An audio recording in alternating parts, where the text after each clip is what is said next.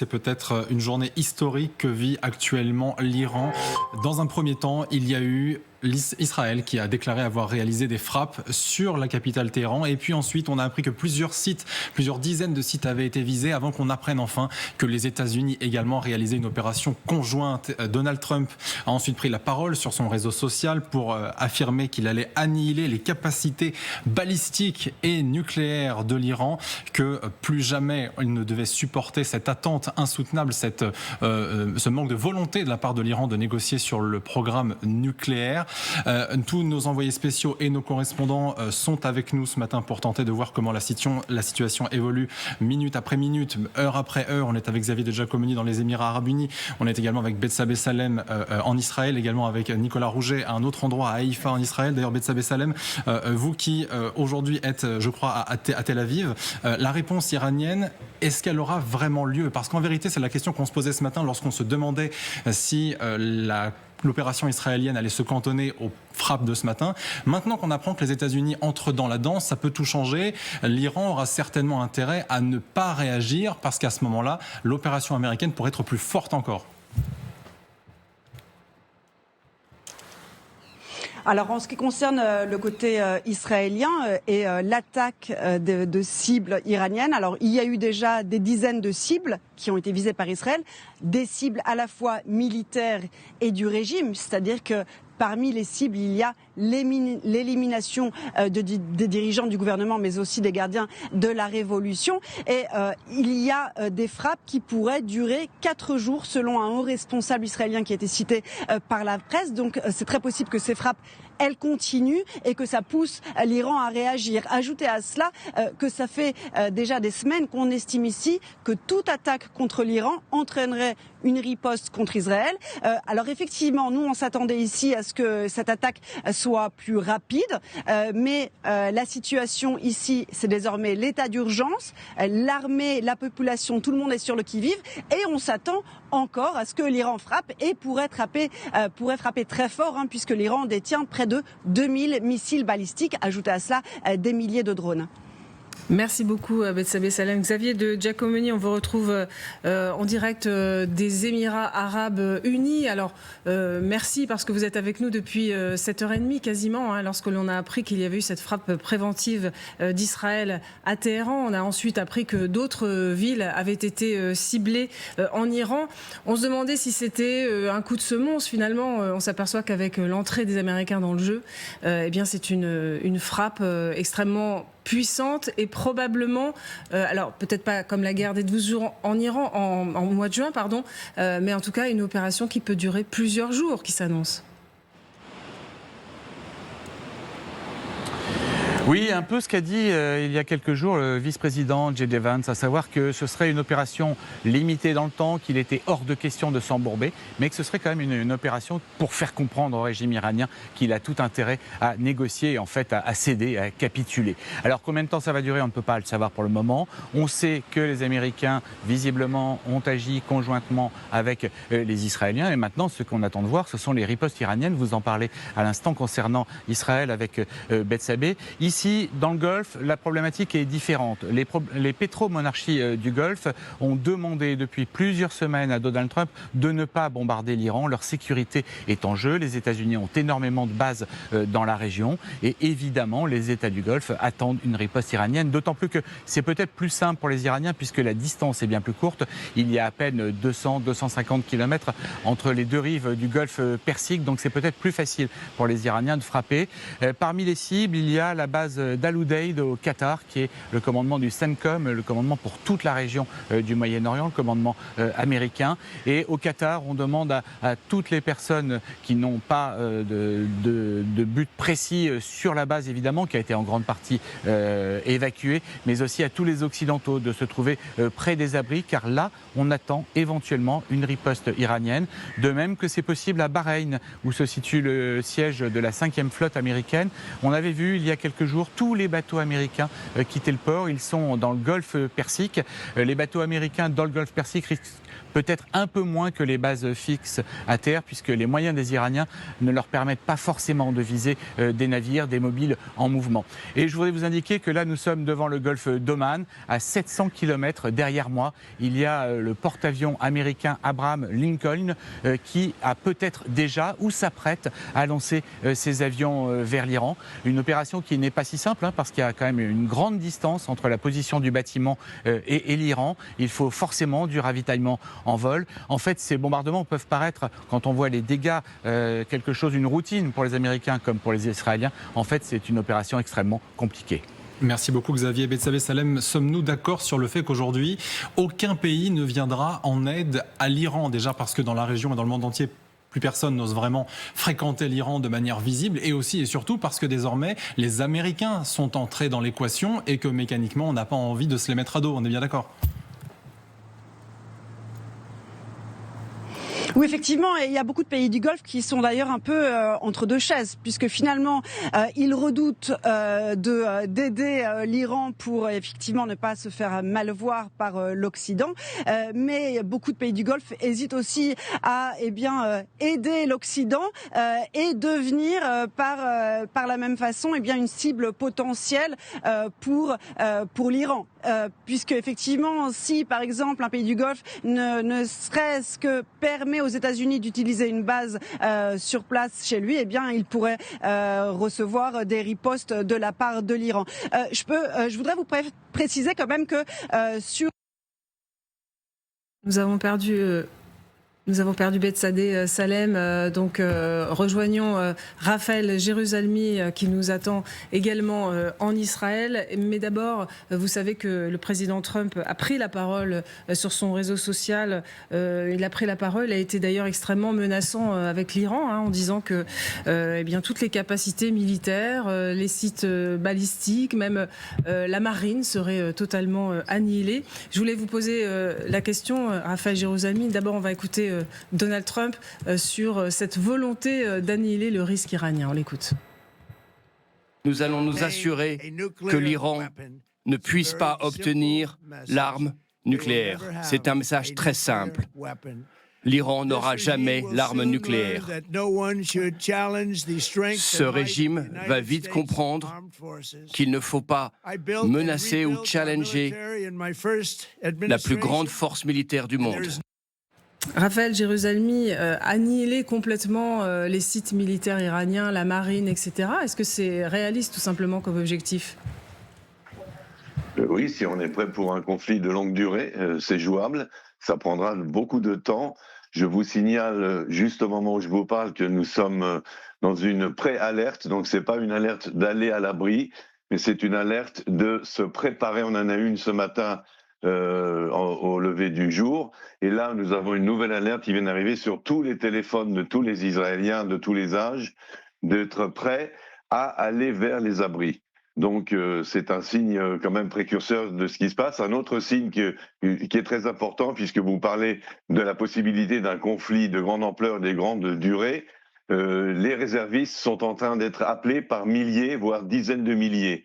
On ne les avait pas appelés avant pour garder le secret, et c'est seulement maintenant qu'on envoie les convocations à tous ces réservistes de rejoindre leurs unités.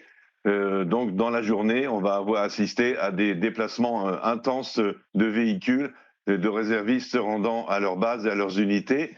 Comme je le disais tout à l'heure avant le discours de Trump, nous, dans notre famille, nous étions à la maison et nous pensions que cette nuit-là, c'était pas pour cette nuit-là, que ça serait peut-être pour demain, pour après-demain. Et il y a aujourd'hui une sorte de sentiment de soulagement, une grande inquiétude, bien sûr, face à la possible riposte iranienne, mais un sentiment de soulagement. Ça faisait des semaines que nous attendions, et peut-être même des années, que nous attendions ce moment, le moment de frapper d'une façon, on l'espère, décisive ce régime. Beaucoup sont sceptiques, beaucoup pensent que ça ne suffira pas, que le régime tiendra, etc. Je suis beaucoup plus optimiste. Je pense que les jours du régime iranien sont comptés.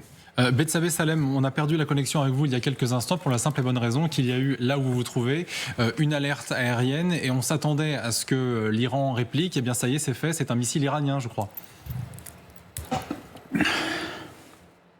Effectivement, en fait, ce qui s'est passé, c'est que les sirènes dehors n'ont pas résonné, mais sur les téléphones, et donc le téléphone qui me sert de caméra, il y a eu cette alerte stridente qui a retenti sur tous les smartphones en Israël pour nous dire, je vais vous le lire dans les grandes lignes, que c'était une alerte extrêmement grave, pardonnez-moi, que dans les prochaines minutes, eh bien, il y aura une deuxième sirène d'alerte et que là, il faudra aller se réfugier dans les abris. A priori, il s'agit d'un tir de missile. Les tirs de missiles balistiques depuis l'Iran, ils mettent environ 10 à 12 minutes à arriver. C'est-à-dire que ce missile, a priori, a été repéré à partir du moment où il a été tiré depuis l'Iran, c'était il y a environ 2 minutes.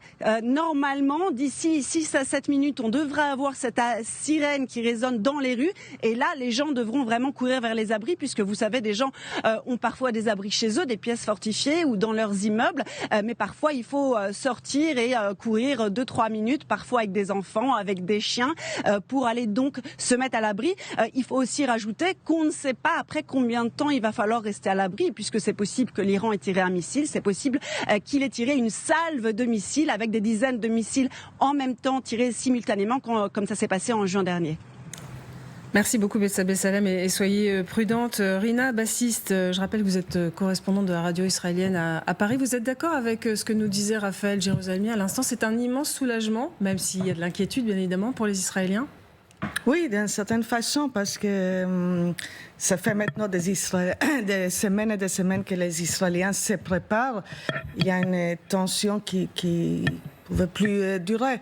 Je parlais justement cette semaine avec des amis qui m'ont dit, avant l'opération de juin, effectivement, les gens restaient chez eux à la maison et ils n'avaient pas le courage de sortir trop. Là, ça a tellement duré, les gens ne pouvaient plus. Donc, il y avait des gens qui sont partis, par exemple, ici il fait froid, mais en Israël, c'est le temps où toutes les fleurs se fleurissent. Donc, il y avait énormément de gens qui sont partis, par exemple, dans des réserves naturelles, dans des endroits où il n'y avait pas justement des abris, parce que l'attente était absolument trop longue et les gens, à la fin, ils se sont dit, bon, il faut vivre la vie normale, la vie quotidienne, on ne peut pas rester à côté des abris tout le temps. Donc là, il y a un certain soulagement, sachant que là, ça commence, en espérant que ça ne va pas être très long, parce que c'est non seulement Israël, mais aussi les Américains, une opération conjointe, avec a priori un partage, Israël qui tire sur le projet des missiles balistiques et les Américains qui tirent sur le programme nucléaire et a priori aussi sur des symboles du régime. Une telle opération, une telle ampleur, en Israël, bien sûr, la population attend que ça va durer 2, 3, 4 jours, pas plus que ça. Il y a ces mots très étonnants aussi, Hélène Bonnet, de la part de Donald Trump, qui dit aux militaires iraniens qu'ils ont le choix entre l'immunité ou la mort certaine. À travers ça, on est en train de dire, en effet, qu'on veut clairement, non pas seulement annihiler les infrastructures militaires, balistiques, nucléaires, mais qu'on veut aussi la fin du régime. Le message est clair. Oui, ça veut dire capituler, déposer les armes et cesser de défendre ce régime, hein, parce qu'on sait qu'il y a ce corps des gardiens de la Révolution, beaucoup de forces de maintien du régime, hein, notamment les Bassidj aussi, hein, qui ont participé à la répression. Donc tout le message envoyé, c'est ne cherchez pas à vous défendre, ne cherchez pas à vous battre, et maintenant déposez les armes. L'immunité, ça veut dire que les États-Unis pourraient les protéger s'ils faisaient volte-face et décidaient de quitter le régime. C'est ce que semble dire Donald Trump, en tout cas. Donc il faudrait voir comment ça se met en place, parce qu'on imagine que dans le flot de ce qui va se passer dans les prochaines heures, ça va être aussi compliqué de savoir qui joue quel rôle. Hein.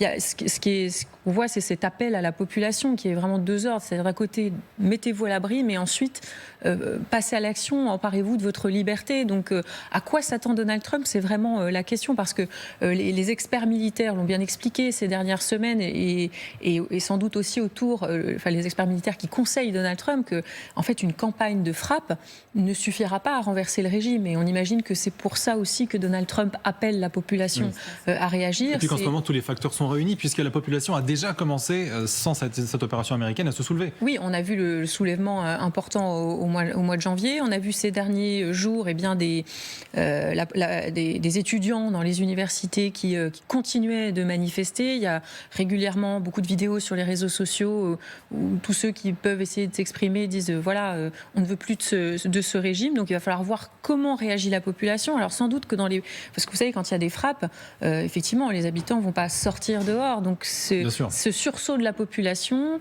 on ne pourra peut-être pas l'évaluer tout de suite. Il va falloir voir. Et c'est peut-être aussi pour ça que Donald Trump appelle aussi les forces militaires à déposer les armes.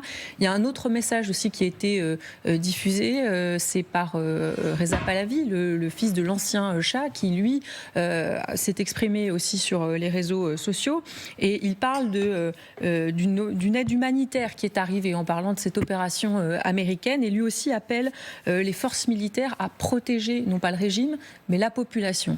Donc on va voir si tous ces appels font bouger les lignes ou pas. En attendant, on voit que on a quelques témoignages qui remontent dans la presse américaine de la situation en Iran. Visiblement, donc les lignes téléphoniques ont été coupées, et des témoignages d'habitants disent qu'ils n'ont reçu pour l'instant aucune directive du gouvernement pour savoir où aller, quoi faire, et qu'il n'y a aucune sirène qui n'a retenti au début des attaques. Mais en attendant, c'est un pays, l'Iran, qui aujourd'hui retient son souffle. On a une carte à vous montrer. Il s'agit de l'espace aérien iranien, totalement vide, bien évidemment, après ces frappes, donc depuis ce matin 7h30, des frappes sur Téhéran, mais aussi sur d'autres villes comme Ispahan, donc menées conjointement par les Israéliens et les Américains. En Israël maintenant, qui a également fermé son espace aérien, de même que l'Irak d'ailleurs, c'est aussi un pays qui va être à l'arrêt pendant plusieurs jours, très certainement, Rina. Je rappelle que d'abord les écoles sont fermées jusqu'à lundi 18h minimum, et qu'à l'instant les autorités israéliennes appellent la population à se préparer à aller aux abris. C'est une situation malheureusement que les Israéliens connaissent très bien. Oui, je crois que tous les Israéliens, les abris sont prêts. Je veux dire, les abris publics sont ouverts, les abris privés, bien sûr. Les gens, ils ont quand même stocké ce qu'il faut pour rester dans les abris. Ça, c'était fait déjà il y a des semaines. Donc là, il n'y aura pas une surprise, il n'y aura pas un problème, si vous voulez, côté israélien. Mais j'aimerais aussi dire un petit mot à ce qui a été dit tout à l'heure sur Reza Pahlavi, parce que moi, j'ai assisté à plusieurs démonstrations qui sont tenues en France et ailleurs en Europe, justement de la diaspora iranienne. Et qu'est-ce qu'on a vu à côté des appels à Pahlavi de rentrer en Iran? Il y avait aussi pas mal de drapeaux israéliens. Pourquoi? Parce que c'était qui a frappé en juin? C'était Israël.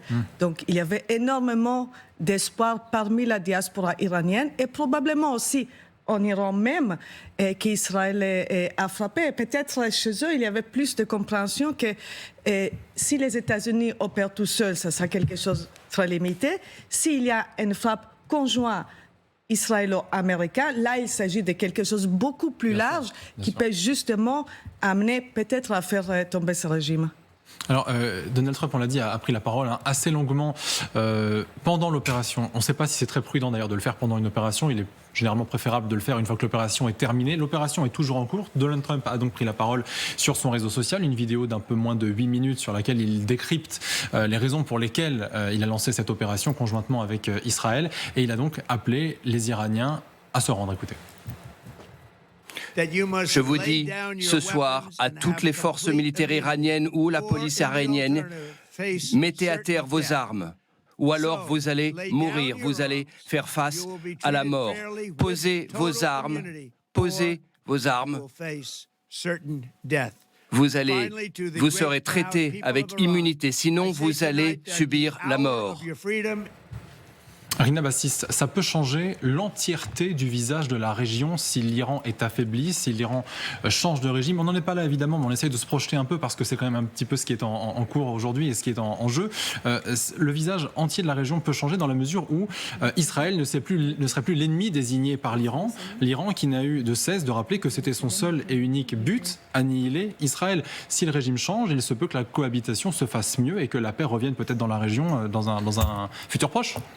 Oui, effectivement. Et là, en fait, la question principale est quel est l'objectif de cette opération? Parce que pour Israël, c'était très clair dès le début. Israël, c'est qu'Israël aimerait voir dans le global, c'est faire tomber le régime, qu'il y aura un autre régime avec lequel Israël pourra dialoguer. Donc, il ne faudra pas que ça soit un régime des gardiens de la révolution, mais un vrai changement. Et ça, c'est ce que semble vouloir aussi Donald Trump, visiblement, de ce qu'il nous dit. Donc, ça, c'est dans le global. Maintenant, est-ce que l'objectif des Américains est peut-être d'affaiblir le régime à tel point que le régime va céder à insister sur le programme nucléaire et céder d'insister sur le programme balistique, disons OK, arrêtez de nous bombarder, on accepte tout, il y aura un accord, c'est possible. Israël, bien sûr, aimerait voir une autre chose. Après, à la fin, ce sera les Américains qui vont décider, je pense, l'ampleur de cette opération conjointe. Et sachant que, comme on est quelques mois après cette opération de juin, la guerre des 12 jours, et ça sera très difficile pour les Américains à expliquer, oui, il y avait cette première opération, maintenant on fait une deuxième, mais quand même on va accepter de continuer à dialoguer avec les Iraniens. Ça sera extrêmement difficile, donc on est plutôt, je pense... Mais vous dites que si le régime fait profil bas, il peut sauver sa tête aujourd'hui? Je pense que si les Iraniens disent maintenant, dans les prochaines minutes, OK, s'il vous plaît, arrêtez, on va accepter tout ce que vous demandez, on va accepter sur l'accord nucléaire, sur les missiles balistiques, sur le proxy. C'est pas sûr que ça va s'arrêter tout de suite, mais là, ça sera plus compliqué pour Donald Trump à expliquer à ses citoyens pourquoi ils ne s'arrêtent pas. Pour les Israéliens, non. Et pour les Israéliens, même s'il y a une telle annonce, je crois que le peuple israélien, c'est pas juste l'échelon politique, c'est pas juste M. Netanyahou, mais les Israéliens, de toute façon, sont prêts maintenant à subir les quelques jours, à être à l'abri, si vraiment le but est faire tomber le régime. Alors justement, je vous propose d'aller tout de suite à Tel Aviv, où nous attend Bethsabée Salem. Effectivement, en Israël, on s'attend à être quelque peu confiné pendant les jours qui viennent, mais surtout, le Mossad et donc les services de renseignement et Benyamin Netanyahou se sont adressés aux Israéliens ce matin. Oui, alors le Mossad s'est adressé aux Iraniens. Le Mossad qui en perse a écrit sur les réseaux sociaux en perse donc ce matin. Nous sommes avec vous, citoyens iraniens. Nous vous ramènerons à vos jours de gloire. Il semblerait avec cette annonce que peut-être les cibles de l'attaque israélienne ne soient pas purement militaires, mais peut-être que les États-Unis et Israël ont décidé effectivement de tenter de renverser ce régime de la République islamique. À noter que Benyamin Netanyahou vient aussi de publier un message. Je cite: nous créerons les conditions permettant au peuple iranien de prendre son destin en main. Donc voilà, des éléments qui suggèrent que peut-être ces frappes ne sont encore une fois pas purement d'ordre militaire. Netanyahou qui a aussi affirmé une fois de plus qu'il s'agissait lors de ces frappes de mettre un terme à la menace existentielle que constitue la République islamique. Bethsabée, on sait évidemment que Israël c'est l'ennemi numéro 1 du régime iranien. Mais quid du peuple iranien? Quel est son sentiment vis-à-vis d'Israël? Est-ce qu'il y est opposé? Est-ce qu'on a envie de renouer le dialogue? Comment ça se passe dans la tête des Iraniens? Je sais que vous connaissez la région par cœur, évidemment.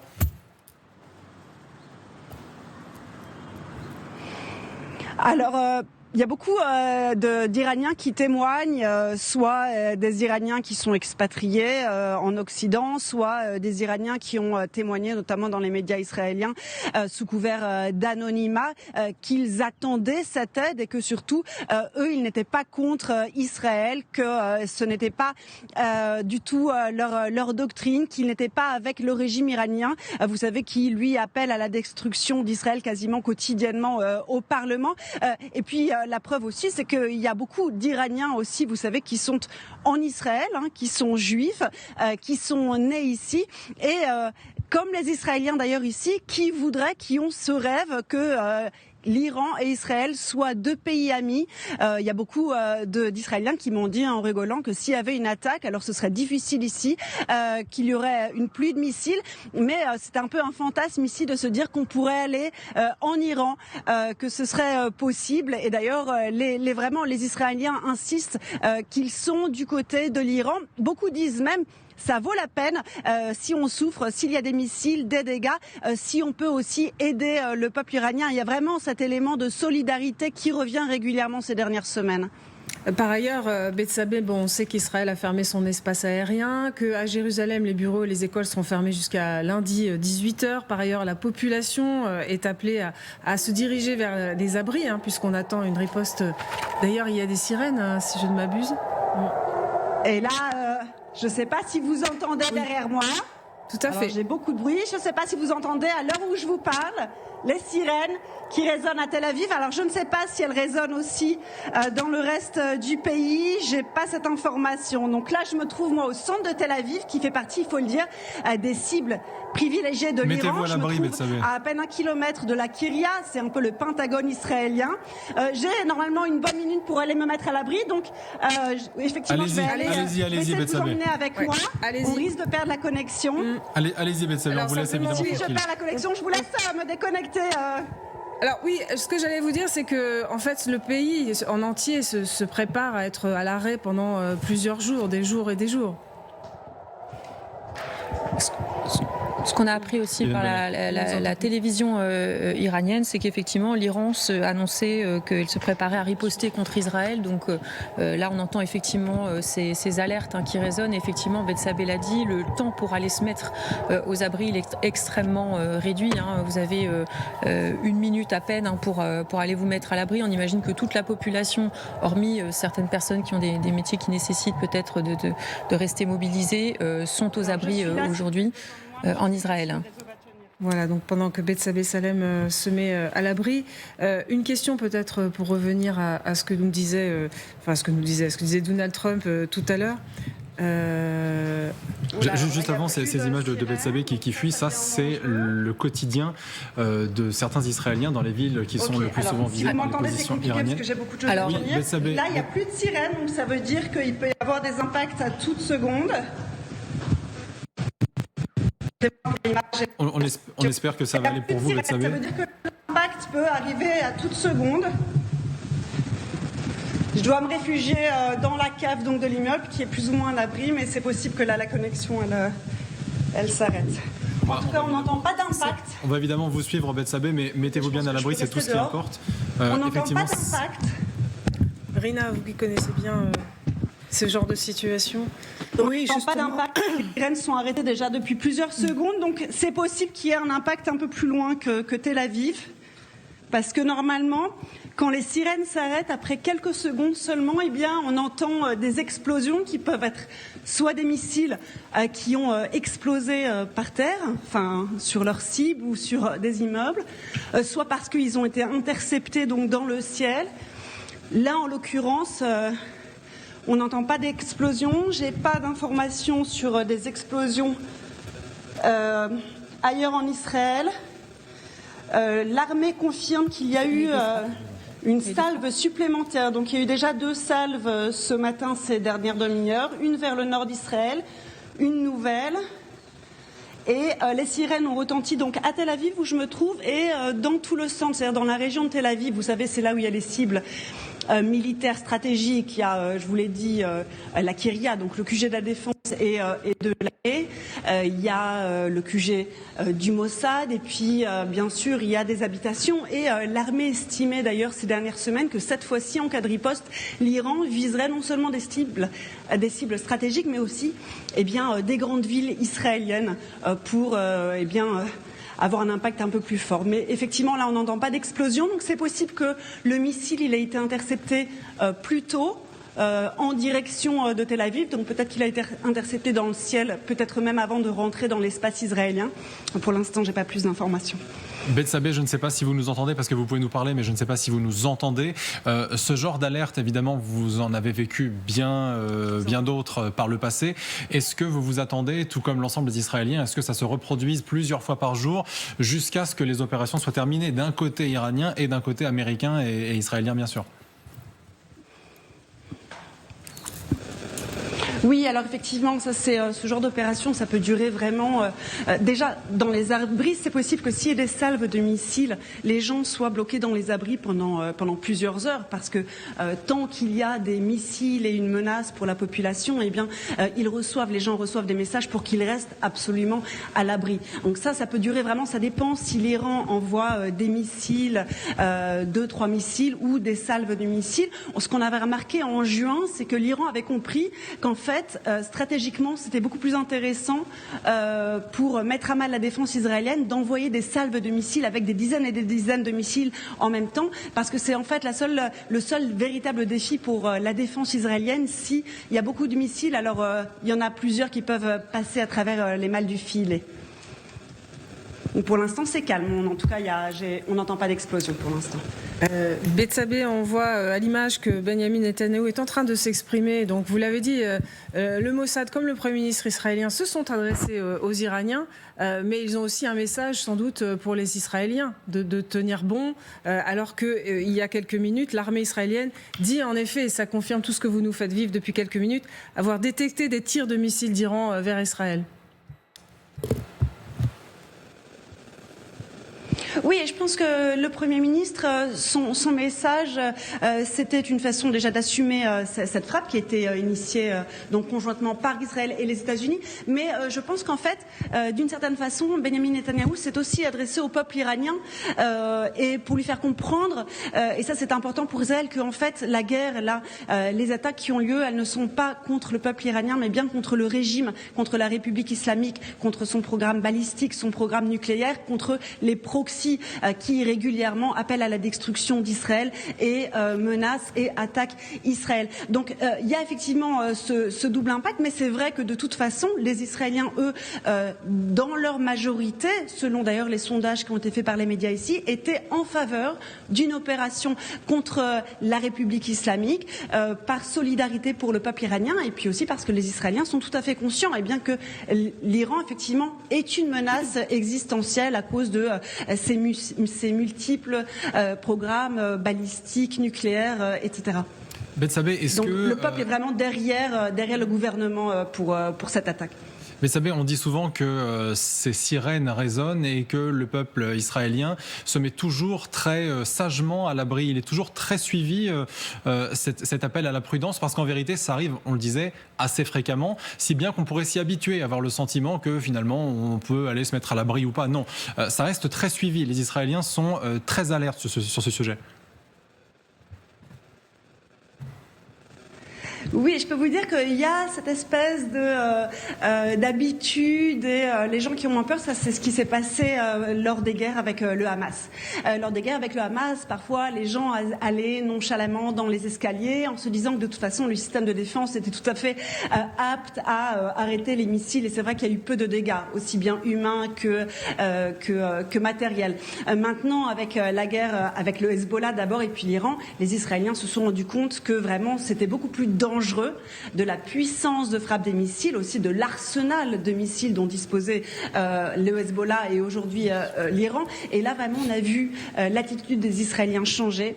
Il y a beaucoup de gens, par exemple, même qui ont prévu, en cas d'attaque, de quitter Tel Aviv, ceux qui ont des enfants, par exemple, parce qu'ils savent très bien que Tel Aviv, comme je vous disais plus tôt, eh bien, ça fait partie des cibles pour l'Iran, des cibles stratégiques. Donc, beaucoup de gens qui n'ont pas d'abri ou qui juste veulent protéger leurs enfants, qui quittent les villes. On voit les Israéliens vraiment prendre plus de mesures et aussi même, par exemple, faire des provisions de nourriture parce qu'ils savent que potentiellement il pourrait y avoir des coupures d'électricité, d'internet. Donc vraiment, on sait très bien ici que c'est à un autre niveau. C'est pas dangereux ça, Bethsabée, de se précipiter sur les routes alors que la riposte iranienne pourrait se poursuivre dans les heures qui viennent? Alors je vous entends pas parce que là il y a l'alerte stridente. Alors, j'ai pas entendu votre question. Je peux vous dire qu'il y a une nouvelle alerte stridente qui vient de résonner sur les téléphones, qui pourrait être le signe qu'une nouvelle sirène antimissile arrive. Alors, on parle d'une alerte extrêmement grave. Il faut être prêt à rentrer dans les abris. C'est-à-dire qu'il devrait y avoir une nouvelle sirène dans les minutes qui viennent. Je vais quand même dire aux gens qui peuvent rentrer dans l'abri parce qu'ils n'osent pas passer à cause de la caméra. Parce qu'il y a des gens qui voudraient peut-être s'abriter, mais ils ont peur de passer à côté de moi. Donc voilà, on s'attend. Il semble qu'il y ait quand même de plus en plus d'attaques qui vont se poursuivre là dans les minutes et dans les heures qui viennent.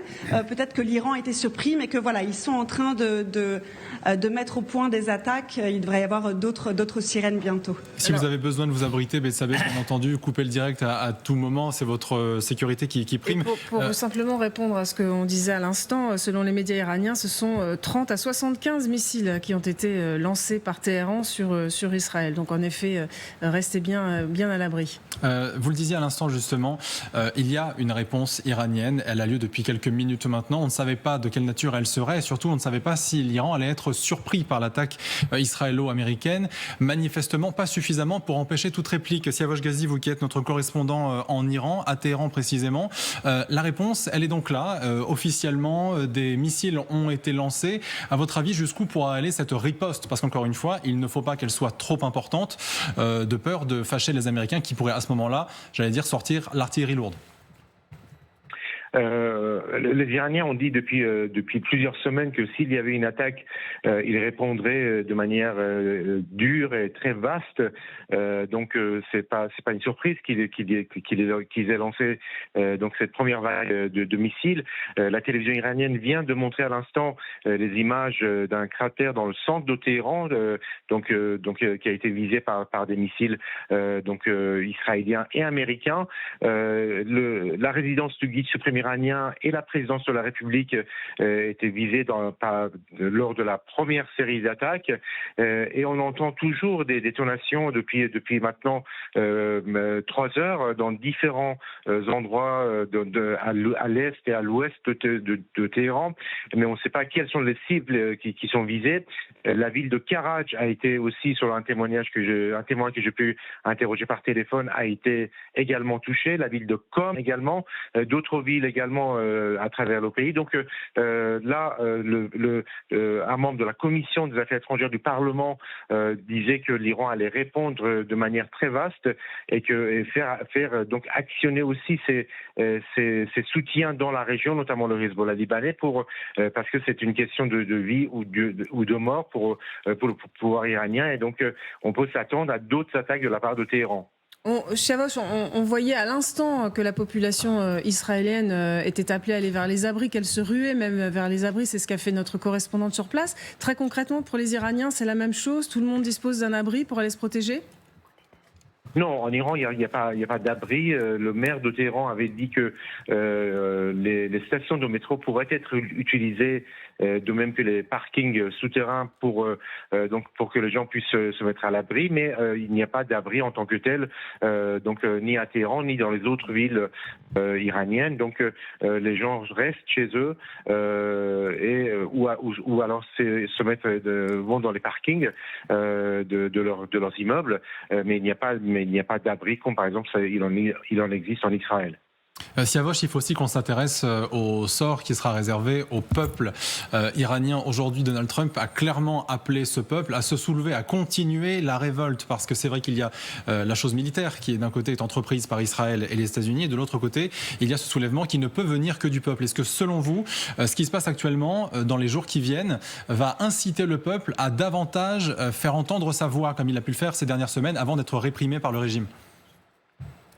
Écoutez, c'est une hypothèse, bien sûr, mais ça dépend un peu de la désorganisation du pouvoir. Est-ce que le pouvoir va être décapité en quelque sorte? Est-ce que les Américains qui participent aux opérations et les Israéliens ont décidé de frapper à la fois les dirigeants politiques et militaires du pays? Le président américain a apparemment demandé aux forces gardiennes de la Révolution révolution et de la police et de l'armée, donc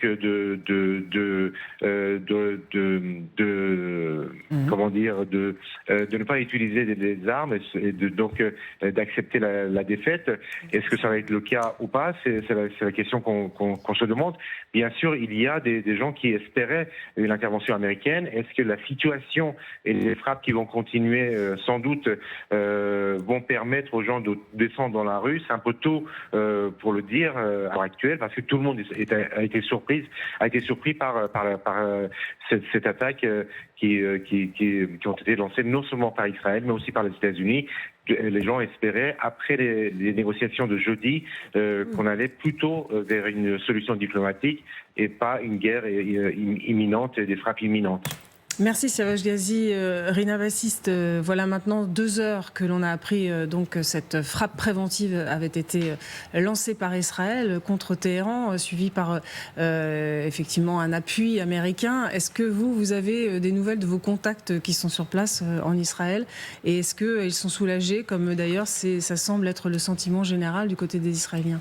Oui, je crois qu'ils sont soulagés parce que ça fait maintenant, surtout depuis hier matin, il y avait vraiment les sentiments que ça va arriver à un certain moment, et la date et les jours de la semaine sûrement n'étaient pas choisis par hasard, parce que certes, d'un côté, c'est Shabbat, oui. C'est les jours de repos, mais de l'autre côté, c'est un jour où il n'y a pas école, où beaucoup de magasins sont fermés, transport public dans la plupart des villes, peut-être sauf Tel Aviv, est aussi à l'arrêt. Donc c'est plus facile, justement. Voilà, les gens sont près de leur abri. Bon, là on a vu Bethsabée qui est manifestement dans un immeuble où il n'y a pas un abri chez elle, dans son appartement. Donc il faut aller dans l'abri de l'immeuble. Ça prend quand même quelques minutes, mais la plupart des gens, ils sont près de cet abri. Et moi, je parlais avec des amis, de la famille. Bien sûr, il y a de la grande inquiétude. Au début, il y a une dizaine de minutes, on a attendu en Israël des alertes, surtout dans les centres d'Israël et sur la côte. Là aussi, il y a des alertes dans le nord et même dans la région des Golan et en Cisjordanie. Donc, ça concerne plus ou moins, sauf vraiment le sud d'Israël et tous les pays. Et les gens sont soit dans les abris, soit à côté des abris, attendant que ça continue toute la journée comme ça. Souvent, lors d'opérations militaires, ces opérations, elles portent un nom. Et cette opération, Hélène, ne fait pas exception à la règle. Cette opération américaine, elle a été nommée. Oui, c'est le Pentagone qui a posté il y a quelques minutes le nom de l'opération, donc qui s'appelle Fureur épique. Voilà le nom choisi par les Américains. Côté israélien, c'était Lion rugissant. On a su ça un petit peu plus tôt dans la matinée. Je suis en train de regarder parce qu'effectivement là, on assiste à des représailles donc iraniennes contre Israël, et on peut se poser la question va-t-il y avoir des représailles contre des intérêts américains? Alors, un responsable iranien a déclaré à la presse que tous les actifs et intérêts américains, israéliens au Moyen-Orient étaient désormais des cibles légitimes. On va voir si effectivement les nombreuses bases américaines qui sont dans la région, mais aussi les capacités militaires qui ont été déplacées, eh bien, font partie des cibles visées par le régime. Ce que nous signale aussi la télévision iranienne, c'est que il y aurait encore des frappes dans le nord de Téhéran. Donc il faut prendre ça avec beaucoup de prudence. Mais donc on voit qu'on s'est lancé dans des opérations d'une plus vaste ampleur, avec d'un côté, c'est ce qu'a annoncé Donald Trump, des opérations de combat. On part tout de suite à Tel Aviv, alors que des missiles iraniens, donc la riposte iranienne n'a pas tardé. Bethsabée Salem, vous êtes avec d'autres habitants de Tel Aviv qui cherchent à se mettre à l'abri. Oui, tout à fait. Alors, je vais leur demander déjà s'ils sont surpris de cette frappe et s'ils ont peur. Aïm atem muftaim ve'atem belachatz?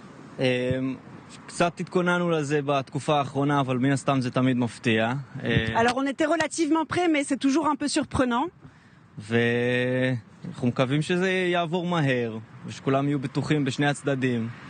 On espère que ça va passer vite et que tout le monde pourra être en sécurité, que ce soit ici en Israël ou en Iran.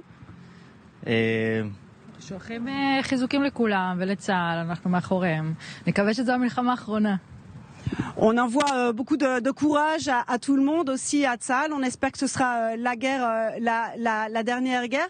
האם אתם חושבים שזה שווה לעשות עכשיו משימה מלחמה אם זה נותן להציל את העם האיראני? Je leur demande s'ils pensent que ça vaut la peine d'être en guerre, si ça peut sauver les Iraniens de leur régime. אמא שלי ברחה מפרס בתור ילדה. Sa maman a fui l'Iran quand elle était jeune.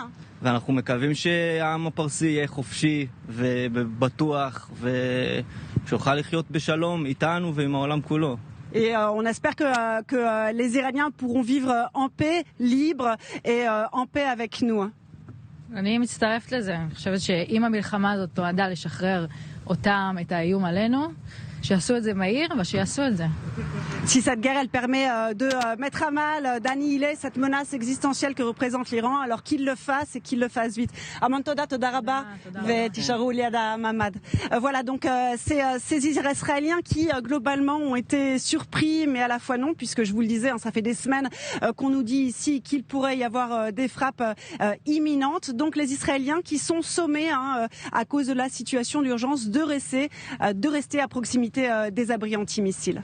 Bethsabée Salem, Benyamin Netanyahou, le Premier ministre israélien, a été très critiqué ces derniers mois et ces dernières années, mais il a toujours été un fervent défenseur de l'option militaire en Iran. Aujourd'hui, ce qui se passe lui donne quelque part un peu raison. Est-ce que les Israéliens le perçoivent comme ça aussi, finalement, que Benyamin Netanyahou avait depuis le début la solution entre les mains? Alors il y a beaucoup de controverses en Israël sur l'intention réelle de Benyamin Netanyahou, puisque effectivement, concrètement, il y a des données selon lesquelles, effectivement, il y a un programme nucléaire balistique de l'Iran et que l'Iran constitue potentiellement une menace pour Israël. Maintenant, quant à la réelle intention, par exemple, de mener une guerre maintenant, à quelques mois des élections, tout cela est controversé ici. Ce que je peux vous dire, c'est que la majeure partie des Israéliens sont pour cette opération en Iran. Personne n'espère qu'il y aura de morts, que ce soit ici ou là-bas, ou des dommages. Tout le monde espère que ça va se passer vite, que ça pourra mettre fin à cette menace existentielle et que ça pourra effectivement, comme vous venez de l'entendre, sauver les Iraniens de leur propre régime.